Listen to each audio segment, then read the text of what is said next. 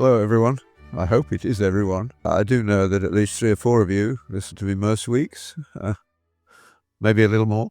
I'm going to talk about Christian institutions and what I think we might have been doing wrong.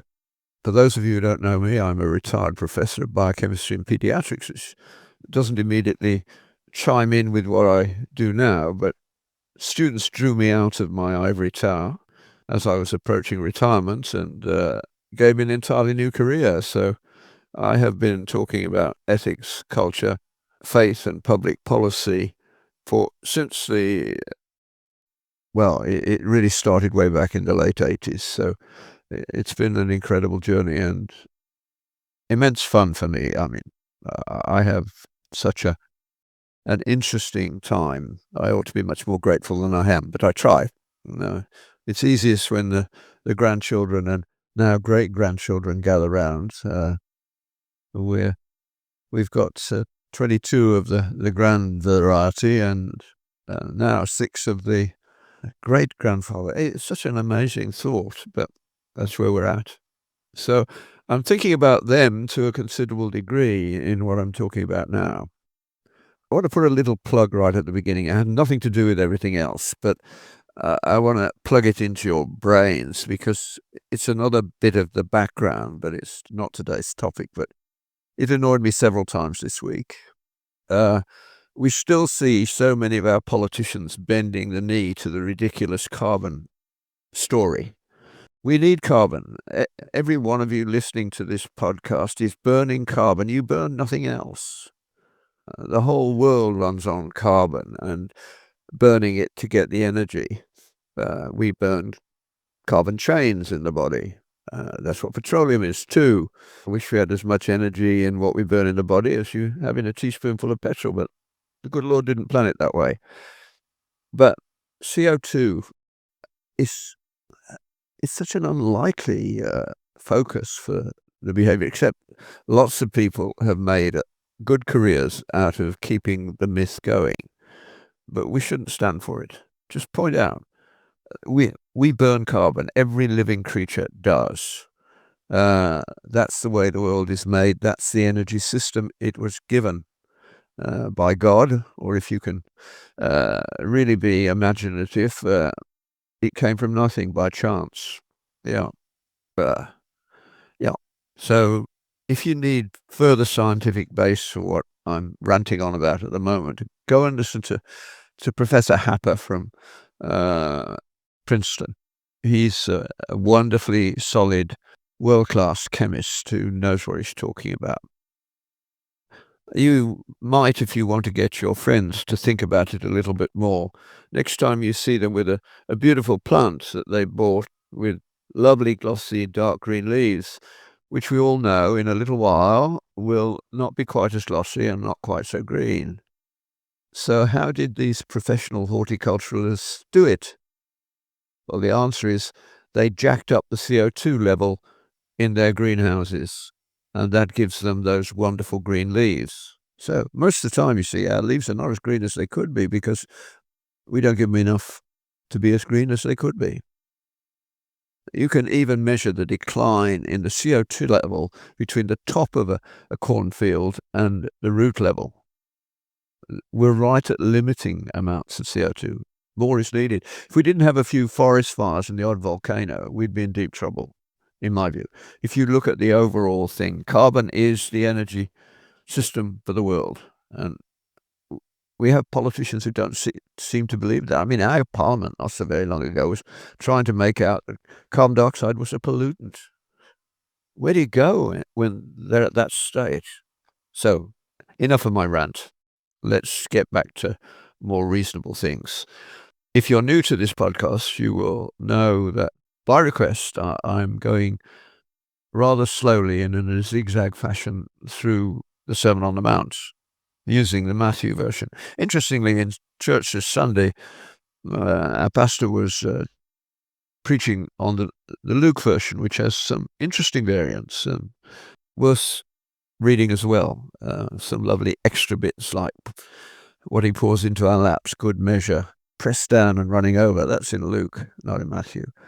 But the bit that I want to talk about today to put it in context for those of you are new, I read the 3 chapters of the Sermon on the Mount as an instruction manual for how to be a disciple, because disciples have the best lives. Mere believers, they're missing out badly. They're not having the fun that the rest of us have.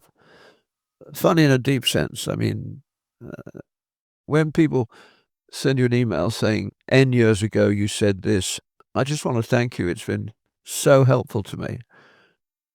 If that doesn't sort of make you tear up a little bit, there's something wrong with your heart, so to speak. What Christ is doing, and it's the first recorded preaching we have from him, so we ought to take it more seriously than we do. I mean, I think the devil has whole battalions of demons at work to make sure we don't think about it. But it's the manual for how to go from having seen the truth by the grace of God, having been brought to a position where you say, yeah, it's true. It is as the Bible describes it. I know I'm screwed up. The young today know they're screwed up, and they're looking for serious responses. That's good news, because the first step to progress is to reassess the state of your own soul. You only have to imagine walking around with what you're thinking at the moment being on display. None of us could live with that. So the Sermon on the Mount is setting before us an ideal which we won't reach in this life. As Paul says at the end when he's approaching his execution, he says, he puts behind what is done and he presses on towards the mark of the high calling of God. There's much more he wanted to do. You sense it as you read him, but God knows what he's doing. So the Beatitudes are the sequence. Face the truth about yourself. Repent. Give your life into Christ's hands every day. Look for the good things that he can take you into doing, because he prepared good works for us to do beforehand. He doesn't need anything from us, but he knows that we grow by reaching for what seems the unreachable quite frequently. But when we fail, we experience mercy, and so we give it to others. You must, I hope, all have had the experience of when someone says something really nasty and unkind. You say, oh, poor souls.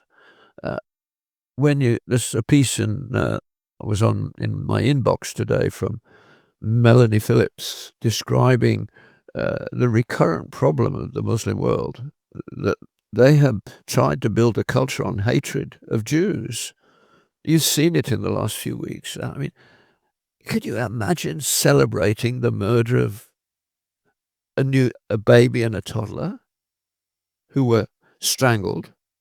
They were not killed by Israel airstrikes. They forgot, or I don't know how they could send bodies to Israel, knowing that they're very good at forensic pathology. No, we know what they did and how it was done. So, but how did that culture come about? Well, both Melody Phillips and Helen Dale are talking about this at the moment. So find them on Substack if you're really interested in thoughtful people writing about these things. So going through that sequence is a character-forming process. And I want to talk this morning, actually, about how we rebuild the character-forming aspect of education. But we'll get to that in a moment. So the object of the exercise is not just because it's there. It's on purpose. And everybody is looking for real purpose in their lives. And the purpose that Jesus teaches his disciples should be central to their life is twofold. You are to be salt and light. And he tells you very simply how you are to do it. One sentence: go and tell other people what the Lord has done for you. That's incredibly powerful. The most powerful example of it I found this week on YouTube was a piece about Iranian Christianity. It's an Iranian convert to Christianity, talking on a website called TBN Israel. It's capital T, capital V, capital N, space IL. Iranian convert this week, and it's an astonishing story of how he found Islam unsatisfying, and by 19 he decided, "Oh, I can't go along with this," but he had no idea, what to do with his life, and he hadn't read scriptures. They'd never been in his hands, but he came to the conclusion there was a God, and he said he reached the point where he said, "God, if you're there, say something to me." And he described something which lots of Muslims are describing, how he was taken over. Physically, he felt a surge of something new. Uh, and that led him into Christianity, and he's now doing a wonderful job because he's a wonderful witness to what has happened in his life. And he's talking about the fact that probably the majority of people in their late teens, early 20s who ask these existential questions, which we have been half-heartedly answering for years and then carrying on as though nothing had happened. But they're changing, and so they're closing mosques. They've had enough.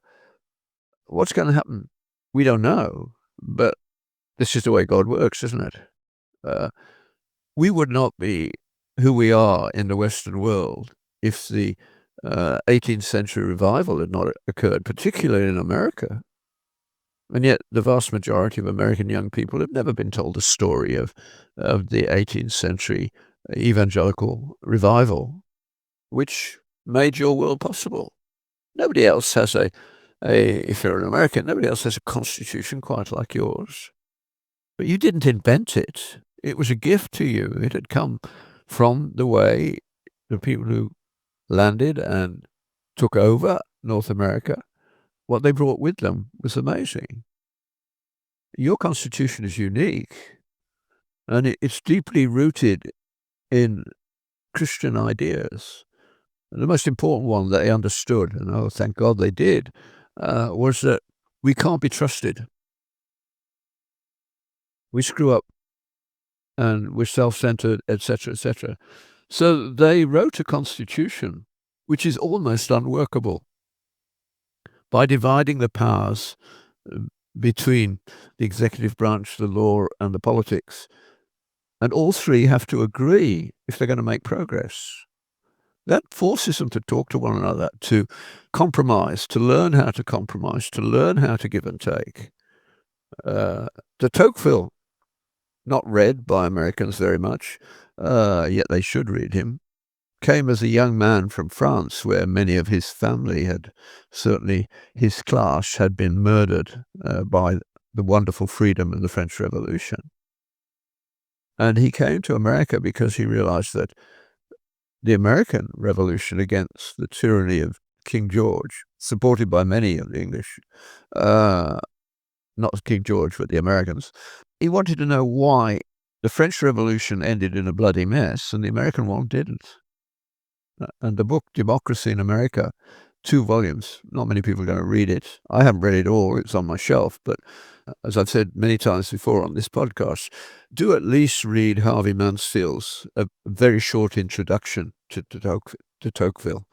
Beautifully written, as he calls himself the last conservative at Harvard, but a real scholar. Never left after he arrived as a student. And he's now emeritus, but he still goes into work, so to speak. So that background made everything else possible.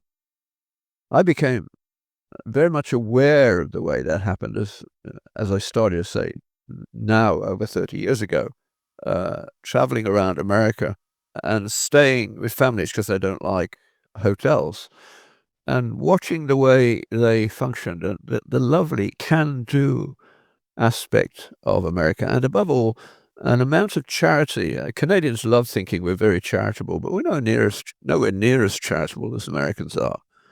And Europe is worse than Canadians, you know. We've lost our way in that respect. The first people to arrive in a disaster are always Americans.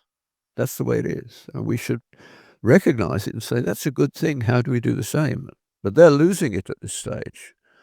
So the Sermon on the Mount, the bit I want you to think about today is what Jesus does when he's laid out this character structure. He then takes the law, the Torah, which Jews to this day think if the Jews kept the law perfectly for a day, Messiah would come. But they've never managed it, is their way of looking at it. And they don't engage with that history very well. But I just want to read it.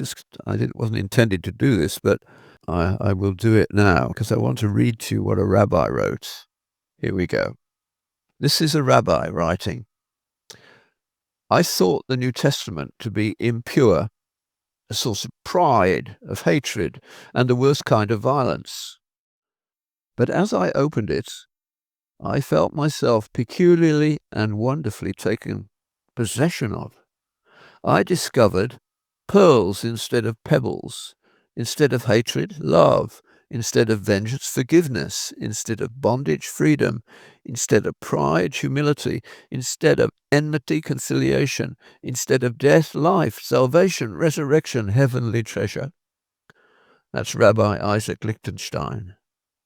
That phenomenon, when I meet someone who's sort of stumbled on the scriptures and turn them around, I love those stories because they have to be explained, and our world doesn't want to explain them because it takes them back to the fact that they're not in charge, that we're creatures and we have creaturely duties.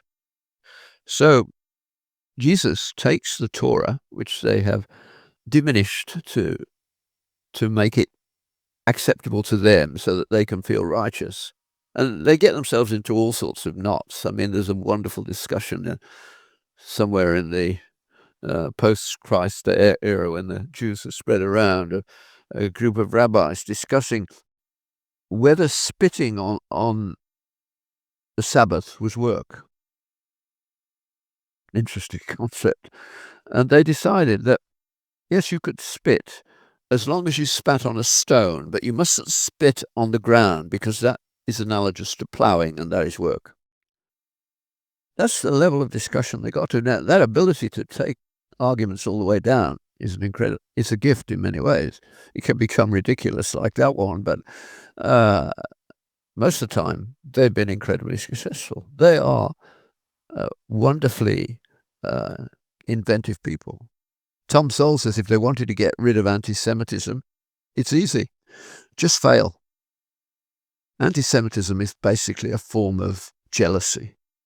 They dislike the success of the Jews instead of saying, how do we do it? Which we can do. We have done. I mean, the Jews lost their way in the Middle Ages and got into Kabbalism and the like. And so they didn't begin modern science, but they joined it shortly, and it wasn't long before they were leading the way. But the beginning of modern science, starting around the late 13th century, was a Christian phenomenon, starting Catholic, very rapidly becoming also Protestant. I mean, this sequence, which I keep saying because I want you to say it to your children and your grandchildren, what do these people have in common? Copernicus, Galileo, Kepler, Newton, Boyle, Faraday, Clerk Maxwell, all the way down to Eddington. What do they all have in common? Well, they're all physicists, and they all believe. And they understood that belief to be central.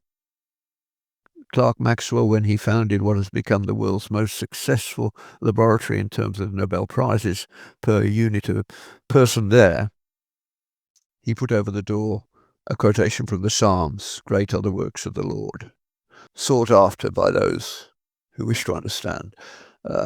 That's a rough paraphrase. Yeah, those people were all Christian. We've got nothing to be ashamed of at that level, except that we are not very good at saying what the Lord has done, and we prefer to think that we did it. You can go that way. I think it's better not to, because it leads to a reductionism that we can't do. Now, I've talked about what Jesus does. He takes specific examples like killing, adultery, etc., and shows that they're not actually, they're good, and they're saying what would be a good way to be, to live, to exist. But actually, of course, we can't do it. He ups the ante and makes it impossible for all of us. Why? because he wants us to understand that although we know what is good, we are fallen creatures.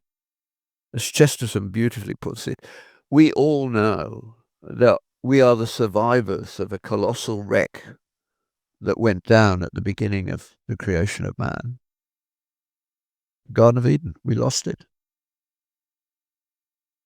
That's what we need to think about. Now, the one that I want you to think about this week and take it along with you and use it with other people is when he talks about promise keeping. Now, the Jews, the Pharisees, have got all sorts of minor rules as to which promises you really had to keep and which ones were more important than others, and how you made the hierarchy, and how you extricated yourself from a promise. And Jesus picks on that, and he says, my disciples, that's not there, but I mean, all of it's to my disciples, if you want to be a disciple, are not like that. When you make a promise, you keep it. He says, don't swear at all, just say, I will do it, and do it. He says, don't swear. By the hair on your head, you can't make one grow. Don't swear by Jerusalem, because it is God's throne. Let your word be your word. And of course, that's a really big problem now, because one of the biggest problems in the Western world that none of these people are going on about what we need to do to make the world a better place, etc., without dealing with this fundamental problem, which has been going down for a long while. Trust. What Jesus is saying is, if my people keep their word, they become trustworthy, don't they? Now, when that word is put into the culture as a whole, there are greater levels of trust than when it isn't. And that is independent of personal belief. And we're losing it. It was the gift we got from centuries of having only one narrative to explain life, and that was the Bible. I mean, Western Europe was isolated from the rest of the world for a long while. We're always fighting over minor fiefdoms, Britain, England grabbing a bit of France, the French coming to England as the Normans the last time we were conquered, 1066, and eventually becoming English to a degree, but the names still persist occasionally. The Saxons got beaten up, but over time, we had only one narrative of meaning. So that was important. And even the king feared excommunication. So that meant there was a real authority in the church that kept the king, the politicians, in order. Now, none of our politicians fear anything. They don't even know how to think enough to come to genuine, intellectually inevitable fear. The Bible's very straightforward. The fear of the Lord is actually the beginning of wisdom. You want to be wise, you need something above yourself. And that's what that young man in Iran knew.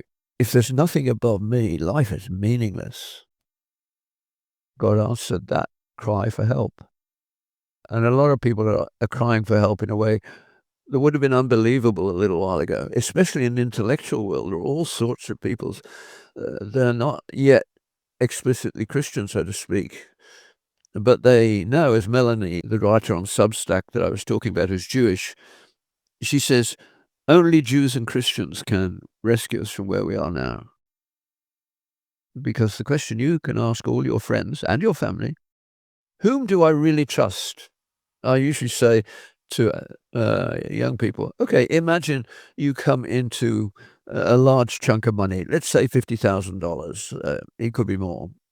And then you realize that the People's Republic of Canada or the People's Republic of wherever it is, the politicians are going to take that away from you, and they're on your case. Do you trust anyone with that money with no paper trail? No way for the government to find it because you've left no paper trail. Not many people have people that they could do that with. Genuine Christians do. Because if you truly fear God and his judgment, you keep your promises. Jesus taught us that right at the beginning of his ministry. And you will not be free as a Christian if you break that promise without repentance and restitution. That leads to all sorts of things. I say to people, uh, when you go to the bank or the machine and you put your money in, and all you get in return is a bit of scruffy paper,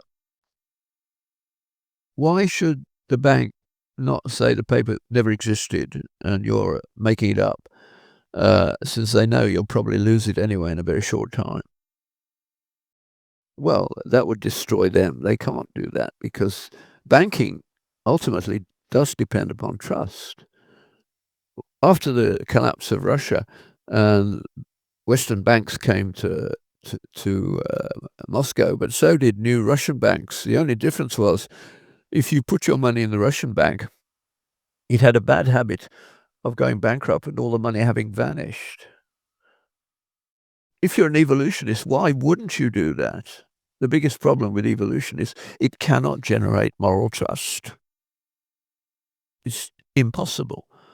Fortunately, again, a book I want you all to read, David Stowe's Darwinian Fairy Tales, a rational philosopher who doesn't believe but is honest. So Darwinian fairy tales, he says evolution as a material phenomenon may or may not be true. I don't know. I don't care. But I know that what it cannot do is produce morality, and he shows you why in a brilliant book.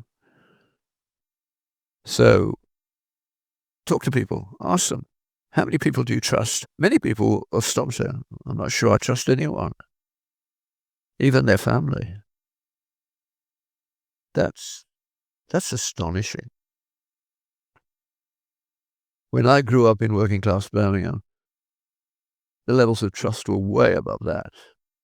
Nobody locked their doors in a working class area because although the working class stopped going to church at the beginning of the 20th century, up until the stupidities of the 60s, the Bible was read in school every day, which meant the only narrative they had in their lives, the only default was what they'd learnt in those first years in school. And that made them who they were. That was why my mother could go speaking to women's groups all around Birmingham, come back after dark and walk through semi-darkened streets for 10 minutes to get to our house. We never had a car. She had to use public transport. And my father never thought twice about it because there was no risk. There were no attacks on women. None. The police never visited us. The street, 400 houses, everybody knew everybody else, and their skills were known and they could be used. Some little groups were closer, but they had no problem when the end of the war came. VED was celebrated with a whole street coming out and having a party. That level of trust is gone. You don't increase trust by being an immigrant and then demanding that the world change to fit in with your ideas. You came here for a reason.